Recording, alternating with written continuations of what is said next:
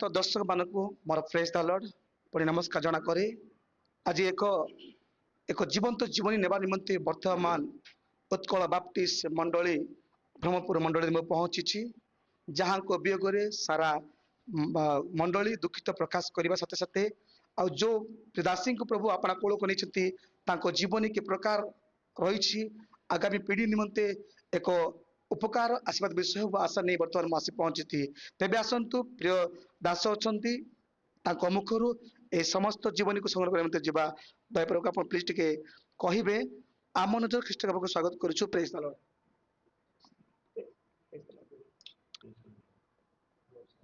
Praise the Lord समस्त नमस्कार भावे आ sir आपण कहतु जे प्रियदासी स्वर्गत सफीरा प्रधान को जीवनी विषय सेवा जीवन ख्रीष्ट स्वभाव विभिन्न प्रकार आ गुण विषय आप कौन जानती जहाँ मंडल निमंते गोटे गर्व गौरव विषय अटे पुणी सब निमंते गौरव विषय हो पारे आप प्रत्येक दर्शक मान निमंते अनुरोध कर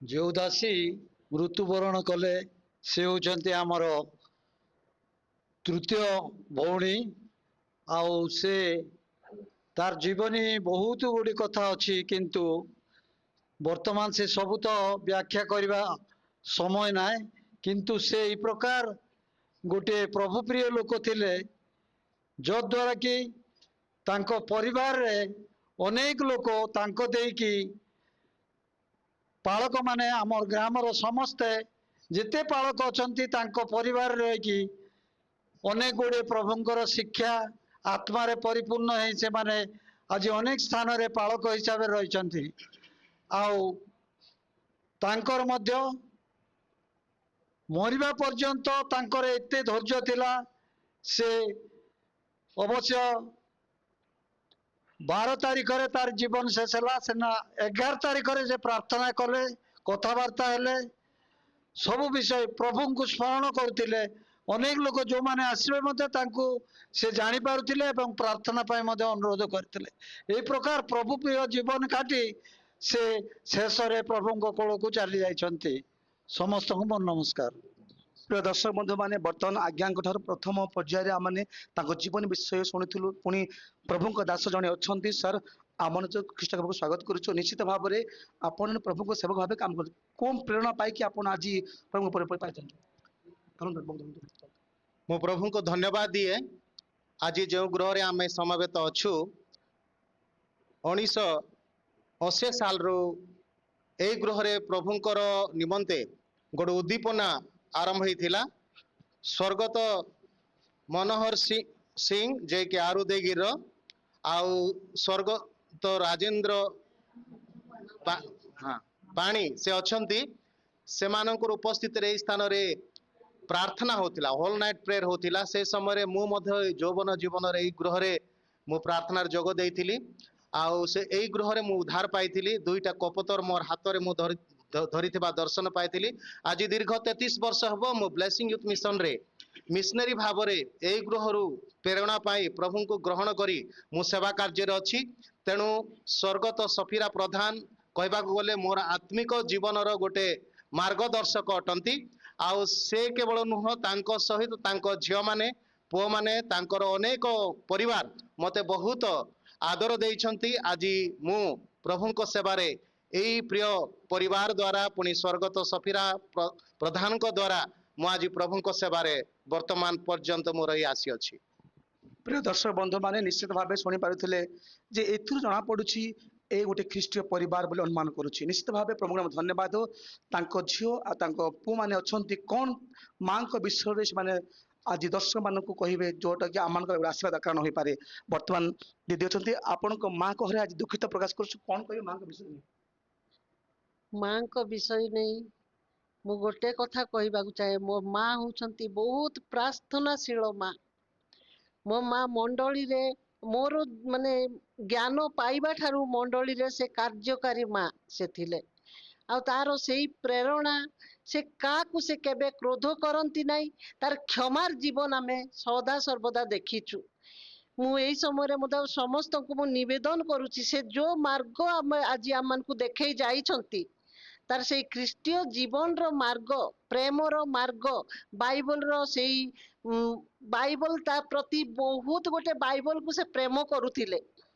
ଆଉ ଆଜି ମଧ୍ୟ ତାକୁ ଯଦି ଆମେ ପଚାରୁ, ଏଇ ଅଳ୍ପ ଦିନ ତଳେ ତାକୁ ଯେତେବେଳେ ଆମେ ପଦ ପଚାରୁ ଆମକୁ କିଛି ମନେ ରହୁନି, କିନ୍ତୁ ସିଏ ପୁରା 103 ଗୀତ ନେଇକି 101 ଗୀତ ସବୁ ଗୀତ ସେ ମୁଖସ୍ଥରେ ସେ କହୁଥିଲେ। ସେ ପ୍ରକାର ସ୍ମରଣ ଶକ୍ତି ଥିବା ମାକୁ ମୁଁ ଦେଖି ନାହିଁ। ସେଥିପାଇଁ ସେଇ ଆଦର୍ଶ ମାକୁ ମୁଁ ଏଇ ସମୟରେ ଧନ୍ୟବାଦ ଦିଏ। ସେ ଆଜି ଆମ ଗହଣରେ ନାହାନ୍ତି, କିନ୍ତୁ ସେ ଆମମାନଙ୍କୁ ଯୋଉ ଆଦର୍ଶ ଦେଖେଇ ଯାଇଛନ୍ତି, ସେଥିପାଇଁ ସେ ବାକ୍ୟରେ ଲେଖାଗଲା ପରେ ଗୋଟେ ଉତ୍ତମ ଗୁଣ ଛାଡି ଯାଇଛନ୍ତି। ସେଥିପାଇଁ ମୋ ମାକୁ ମୁଁ ବହୁତ ବହୁତ ଧନ୍ୟବାଦ ଦିଏ ତାଙ୍କ ବଡ ଝିଅ ହିସାବରେ। ଧନ୍ୟବାଦ। ପ୍ରିୟ ଦର୍ଶକ ବନ୍ଧୁ ମାନେ, ଆମେ ଏଇଠି ପ୍ରମାଣ ଆଉ ଥରେ ପାଉଛୁ ଯେ ନିଶ୍ଚିତ ଭାବରେ ଯେ କଇନ ଅପେକ୍ଷା ହେବଲ ଯେପରି ବିଶ୍ୱାସ ଦ୍ୱାରା ଉପକାର କାର୍ଯ୍ୟ କରିଥିଲେ, ସେ ମୃତ ହେଲେ ଜୀବିତ ଭାବେ କଥା କହୁଛନ୍ତି, ଏହା ପ୍ରମାଣିତ ହେଉଛି। ବର୍ତ୍ତମାନ ତାଙ୍କ ପୁଅ ଅଛନ୍ତି, ପଦେ ମୁଁ ଅନୁରୋଧ କରିବି ସାର୍, ଆମ ନଜର ଖ୍ରୀଷ୍ଟଙ୍କର ସ୍ୱାଗତ କରୁଛୁ। କଣ ମାଙ୍କ ବିଷୟରେ ଆପଣ ଜାଣନ୍ତି? ଯେହେତୁ ପୁଅ ହିସାବରେ ନିଶ୍ଚିତ ଭାବେ ଦୁଃଖ ପ୍ରକାଶ ଲାଗୁଥିବ, ଆଜି ମା ଘରେ ଦୁଃଖିତ ପ୍ରକାଶ କରୁଥିବେ ନିଶ୍ଚିତ ଭାବେ, ତଥାପି ଦର୍ଶକ ମାନଙ୍କୁ ଆମ ଉତ୍କଳ ବାପ୍ତିସ୍ମ ମଣ୍ଡଳ ସମ୍ବନ୍ଧରେ ପ୍ରତ୍ୟେକ ବର୍ଷ କଣ କହିବା? ହଁ, ସମସ୍ତଙ୍କୁ ପ୍ରେଜ୍ ଦ ଲର୍ଡ। ମୁଁ ପ୍ରଭୁଙ୍କୁ ଧନ୍ୟବାଦ ଦେଉଛି, କାହିଁକି ନା ଯେଉଁ ଭଳିଆ ମା ଆମର ଥିଲେ ତାଙ୍କର ସମସ୍ତ ଗୁଣକୁ ମୁଁ ବହୁତ ମନେ କରୁଛି। କାହିଁକି ସେ ମୋତେ ବହୁତ ଭଲ ପାଉଥିଲେ। ମୁଁ ତାଙ୍କ କଥା ଆଉ କ'ଣ କହିବି। ଏକ ତ ସେ ବିଶ୍ୱାସିନୀ ଥିଲେ, ପ୍ରାର୍ଥନା ସବୁବେଳେ ଆମ ପାଇଁ ପ୍ରାର୍ଥନା କରିବ। କେତେ କ'ଣ ମୁଁ କେତେବେଳେ ରାଗିବି,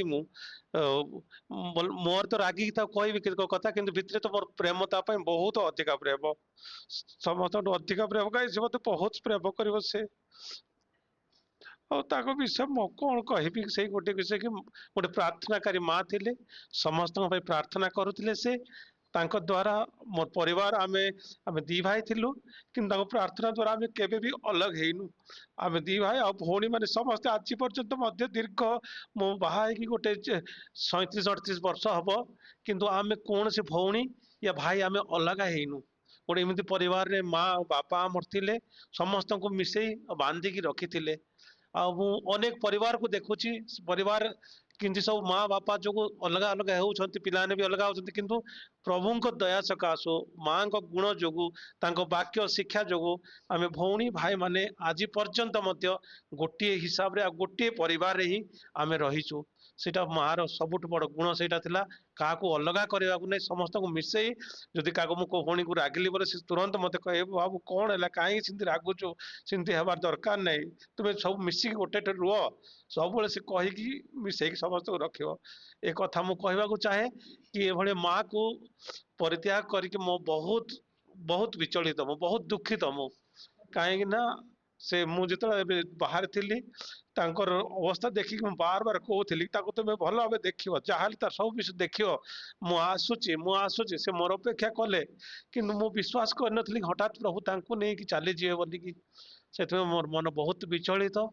ତାଙ୍କ ପାଇଁ ବିଶେଷ ପ୍ରାର୍ଥନା କରିବ, ଆମ ପାଇଁ ବିଶେଷ ପ୍ରାର୍ଥନା କରିବ। ପ୍ରଭୁ ତ ତାଙ୍କ କୋଳକୁ ନେଇ ଚାଲିଗଲେ, କିନ୍ତୁ ଆମ ପରିବାର ପାଇଁ, ଆମ ଭଉଣୀ, ଆମ ପିଲାମାନଙ୍କ ପାଇଁ, ବୋହୂମାନଙ୍କ ପାଇଁ ପ୍ରାର୍ଥନା କରିବେ, ସ୍ମରଣ କରିବେ। ଧନ୍ୟବାଦ।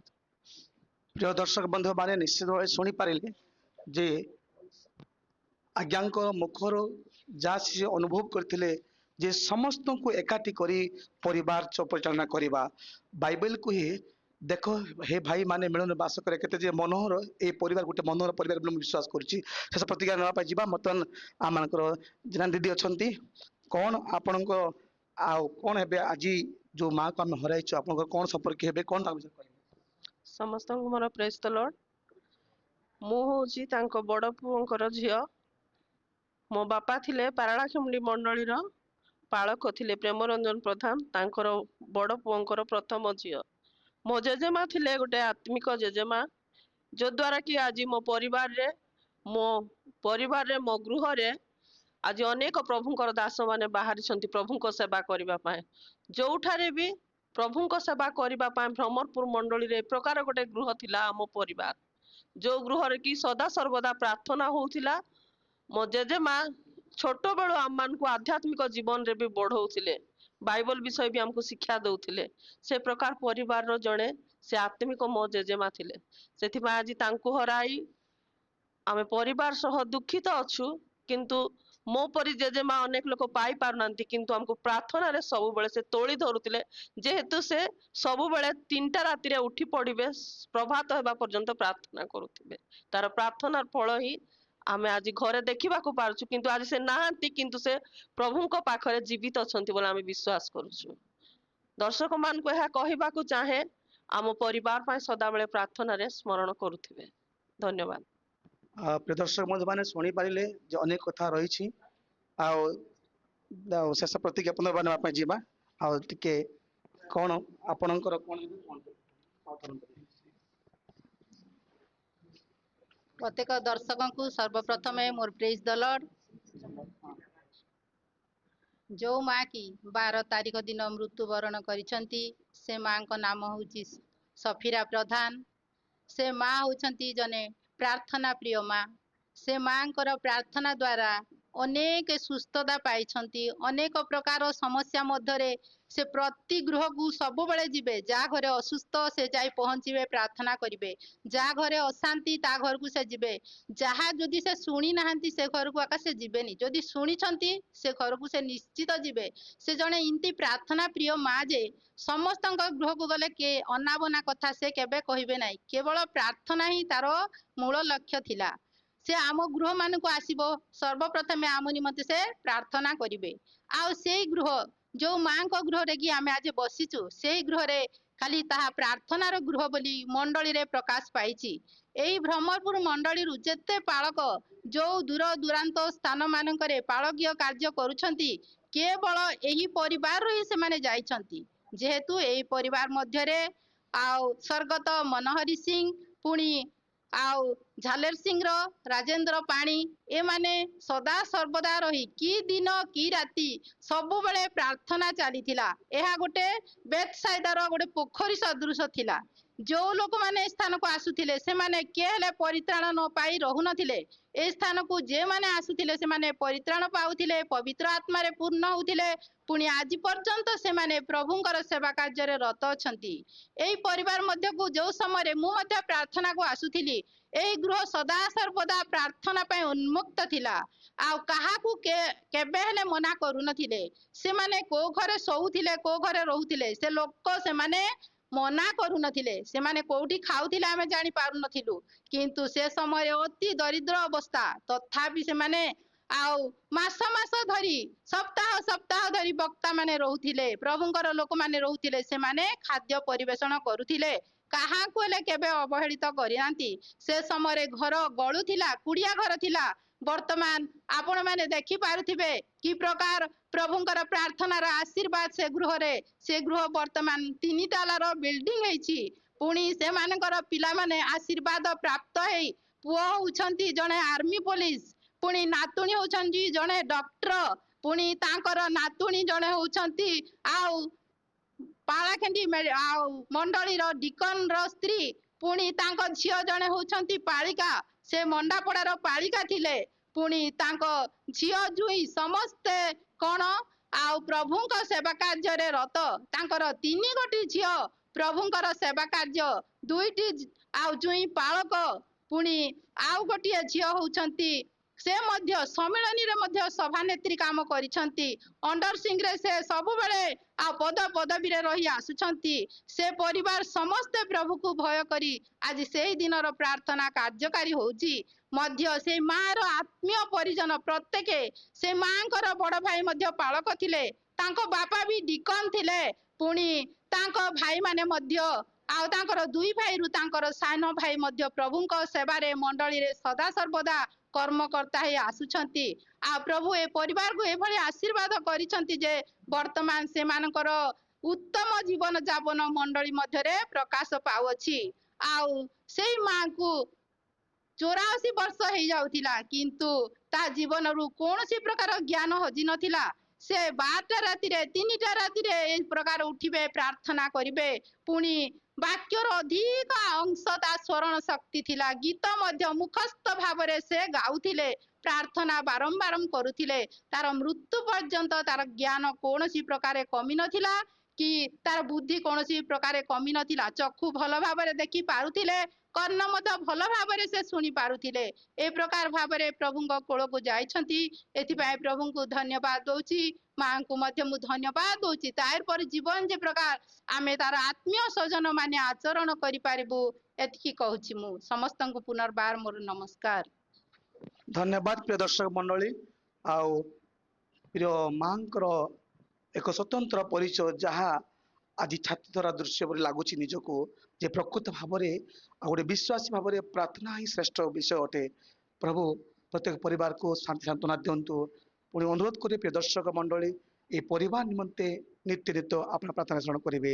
ରହିଲି ସମସ୍ତଙ୍କୁ ନମସ୍କାର, ଧନ୍ୟବାଦ।